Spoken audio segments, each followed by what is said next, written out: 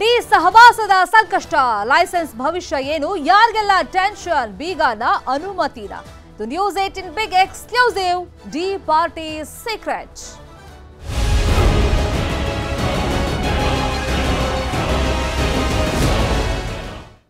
ರೇಣುಕಾಸ್ವಾಮಿ ಕೊಲೆ ಕೇಸ್ ತನಿಖೆ ಒಂದ್ ಕಡೆ ನಡೀತಾ ಇದ್ರೆ, ಇನ್ನೊಂದು ಕಡೆ ನಟ ದರ್ಶನ್ ಆಪ್ತರಿಗೆ ಸಂಕಷ್ಟ ಶುರುವಾಗಿದೆ. ಇದು ನ್ಯೂಸ್ 18 ನ ಮತ್ತೊಂದು ಎಕ್ಸ್ಕ್ಲೂಸಿವ್ ಸುದ್ದಿ.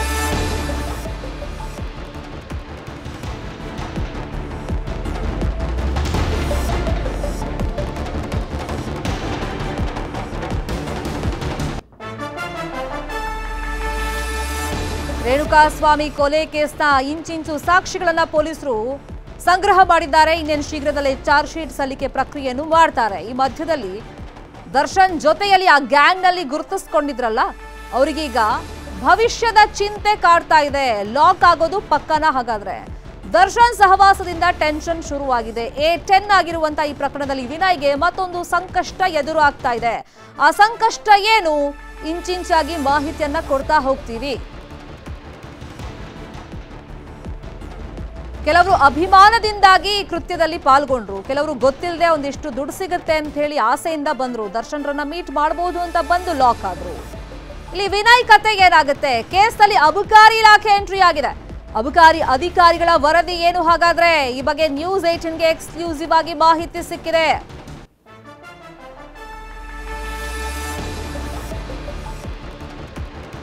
ಅಷ್ಟಕ್ಕಿಲ್ಲಿ ಅಬಕಾರಿ ಅಧಿಕಾರಿಗಳ ಎಂಟ್ರಿ ಆಗಿರೋದು ಯಾಕೆ, ಏನ್ರ ಬಗ್ಗೆ ವರದಿಯನ್ನ ಕೊಟ್ಟಿದ್ದಾರೆ, ಮುಂದಿನ ಹಂತದಲ್ಲಿ ಅದನ್ನ ನಾನು ಹೇಳ್ತಾ ಹೋಗ್ತೀನಿ.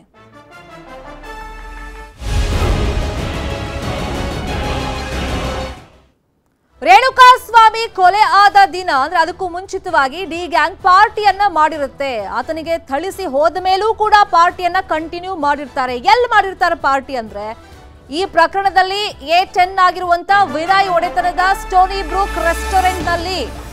ಈ ರೆಸ್ಟೋರೆಂಟ್ ಬಗ್ಗೆ ಮಾಹಿತಿಯನ್ನ ಸಂಗ್ರಹ ಮಾಡಲಾಗಿದೆ. A10 ವಿನಯ್ ಒಡೆತನದಲ್ಲಿ ಈ ರೆಸ್ಟೋರೆಂಟ್ ಇದೆ. ಪಾರ್ಟಿಯನ್ನ ಮಾಡ್ತಾ ಇದ್ರು. ಈ ತರ ಕಿಡ್ನಾಪ್ ಮಾಡ್ಕೊಂಡು ಬಂದಿದ್ದೀವಿ ಅಂತ ಹೇಳಿ ದರ್ಶನ್ ಅಂಡ್ ಗ್ಯಾಂಗ್ಗೆ ಇನ್ಫಾರ್ಮೇಶನ್ ಸಿಗ್ತಾ ಇದ್ದಂತೆ ಪಾರ್ಟಿಯನ್ನ ಅಲ್ಲಿ ಅರ್ಧಕ್ಕೆ ನಿಲ್ಲಿಸ್ತಾರೆ. ಅಂದ್ರೆ ಬ್ರೇಕ್ ಹಾಕ್ತಾರೆ, ಪಾರ್ಟಿಗೆ ಸೀದಾ ಹೋಗ್ತಾರೆ ಪಟ್ಟಣಗೆರೆ ಶೆಡ್ಗೆ. ಮನ ಬಂದಂತೆ ಥಳಿಸ್ತಾರೆ, ಮತ್ತೆ ಬಂದು ಪಾರ್ಟಿ ಕಂಟಿನ್ಯೂ ಮಾಡಿರ್ತಾರೆ. ಈಗ ವಿನಯ್ ಒಡೆತನದ ರೆಸ್ಟೋರೆಂಟ್ ಮಹಜರನ್ನ ನಡೆಸಾಗಿದೆ ಖಾಕಿ. ಲೈಸೆನ್ಸ್ ನವೀಕರಣಕ್ಕೆ ರೆಸ್ಟೋರೆಂಟ್ ನಿಂದ ಮನವಿಯನ್ನ ಮಾಡಲಾಗಿದೆ. ಈಗ ಪರವಾನಗಿ ನವೀಕರಣ ಅರ್ಜಿ ಏನಾಗುತ್ತೆ? ಅಬಕಾರಿ ಇಲಾಖೆ ಗ್ರೀನ್ ಸಿಗ್ನಲ್ ಕೊಡುತ್ತಾ ಇಲ್ವಾ? ಖಾಕಿ ಮಾಹಿತಿಯನ್ನ ಕೇಳಿದೆ ಅಬಕಾರಿ ಇಲಾಖೆ. ತನಿಖೆ ಬಗ್ಗೆ ವಿವರಣೆಯನ್ನ ಪೊಲೀಸರು ಕೊಟ್ಟಿದ್ದಾಗಿದೆ. ಅಬಕಾರಿ ಇಲಾಖೆ ಅಧಿಕಾರಿಗಳಿಗೆ ಸ್ಟೋನಿ ಬ್ರೂಕ್ ಲೈಸೆನ್ಸ್ ನವೀಕರಣ ಪೆಂಡಿಂಗ್ ಅಲ್ಲಿ ಇಟ್ಟಿದ್ದಾರೆ. ಸದ್ಯಕ್ಕೆ ಪಬ್ನಲ್ಲಿ ಎಂದಿನಂತೆ ವ್ಯಾಪಾರ ವಹಿವಾಟು ನಡೀತಾ ಇದೆ. ಆದ್ರೆ ಪರವಾನಗಿ ನವೀಕರಣ ಆಗುತ್ತಾ ಇಲ್ವಾ ಅನ್ನೋದೇ ಸದ್ಯಕ್ಕಿರುವಂತ ಪ್ರಶ್ನೆ.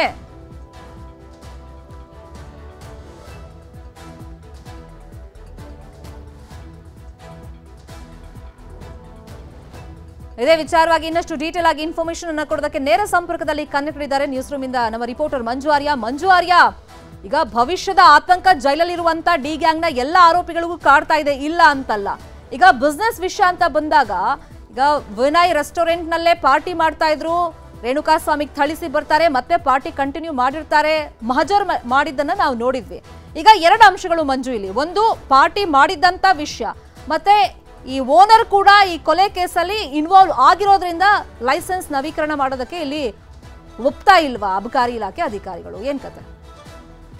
ಶರ್ಮಿತಾ, ರೇಣುಕಾಸ್ವಾಮಿ ಕೊಲೆ ಪ್ರಕರಣಕ್ಕೆ ಸಂಬಂಧಪಟ್ಟಂತೆ A10 ಆರೋಪಿಯಾಗಿರುವಂಥ ವಿನಯ್ಗೆ ಈಗ ಒಂದು ಸಂಕಷ್ಟ ಎದುರಾಗಿರುವಂಥದ್ದು. ಯಾಕಂದರೆ ಸ್ಟೋನಿ ಬ್ರೂಕ್ಸ್ನ ಮಾಲೀಕ ಕೂಡ ವಿನಯ್ ಆಗಿರ್ತಾನೆ. ಪ್ರತಿ ವರ್ಷವೂ ಕೂಡ ಅಷ್ಟೇ ಅಲ್ಲಿನ ಬಾರ್ ಲೈಸೆನ್ಸನ್ನು ರಿನಿವಲ್ ಮಾಡಿಸಬೇಕಾಗಿರುತ್ತೆ.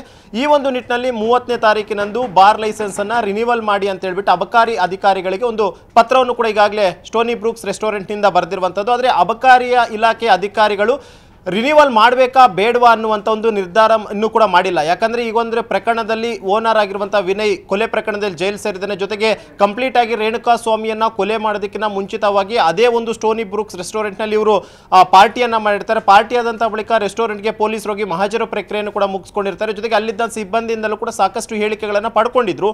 ಈ ಬೆನ್ನಲ್ಲೇ ಅದನ್ನು ರಿನಿವಲ್ ಮಾಡಬೇಕು ಅಂತ ಲೆಟರ್ ಬರೆದಿದ್ರು ಕೂಡ ಅಷ್ಟೇ ಅಬಕಾರಿ ಇಲಾಖೆ ಅಧಿಕಾರಿಗಳು ಪೊಲೀಸರ ಪರ್ಮಿಷನ್ ಅನ್ನು, ಅಂದರೆ ಪೊಲೀಸರಿಂದ ಈ ಒಂದು ಪ್ರಕರಣ ಪ್ರಕರಣದ ಕುರಿತಾಗಿ ಮಾಹಿತಿಯನ್ನು ಕೂಡ ಕೇಳಿರುವಂತದ್ದು. ಅಂದ್ರೆ ಈ ಒಂದು ಪ್ರಕರಣಕ್ಕೆ ಸಂಬಂಧಪಟ್ಟಂತೆ ವಿನಯ್ನ ಇನ್ವಾಲ್ವ್ಮೆಂಟ್ ಬಗ್ಗೆ ಆಗಿರ್ಬೋದು ಅಥವಾ ನವೀಕರಣವನ್ನ ಮಾಡಬೇಕಾ ಬೇಡವಾ ಅನ್ನುವಂಥದ್ದನ್ನ ಪೊಲೀಸರ ಒಂದು ತನಿಖಾ ವರದಿಯಿಂದ ಒಂದು ಡಿಸೈಡ್ ಮಾಡೋಣ ಅನ್ನೋ ತಿಟ್ಟಲ್ಲಿ ಒಂದು ಪತ್ರವನ್ನು ಕೂಡ ಈಗಾಗಲೇ ಬರೆದಿದ್ದಾರೆ. ಆದರೆ ಪೊಲೀಸರು ಆ ಒಂದು ಪತ್ರಕ್ಕೆ ಯಾವುದೇ ರೀತಿಯಂತ ಪ್ರತಿಕ್ರಿಯೆಯನ್ನು ಕೊಟ್ಟಿಲ್ಲ. ಬದಲಾಗಿ ಅವರು ಕೊಟ್ಟಂತ ರಿಪ್ಲೈಯಲ್ಲಿ ಈ ಪ್ರಕರಣದ ಇನ್ವೆಸ್ಟಿಗೇಷನ್ ಅನ್ನು ಮಾಡ್ತಾ ಇದ್ವಿ, ಸಾಕ್ಷ್ಯಾಧಾರಗಳನ್ನು ನಾವು ಕಲೆಕ್ಟ್ ಮಾಡ್ತಾ ಇದ್ವಿ, ಆ ಒಂದು ಕಾರಣಕ್ಕೋಸ್ಕರ ಇಂತಹ ಟೈಮ್ನಲ್ಲಿ ಯಾವುದೇ ರೀತಿಯಂತ ಒಂದು ಉತ್ತರವನ್ನು ಕೂಡ ಕೊಡೋದಕ್ಕಾಗಲ್ಲ ಅನ್ನುವಂಥ ಒಂದು ಉತ್ತರವನ್ನು ಈಗಾಗಲೇ ಪೊಲೀಸರು ಕೂಡ ಅಷ್ಟೇ ಅಬಕಾರಿ ಇಲಾಖೆ ಅಧಿಕಾರಿಗಳು ಕೊಟ್ಟಿದ್ದಾರೆ.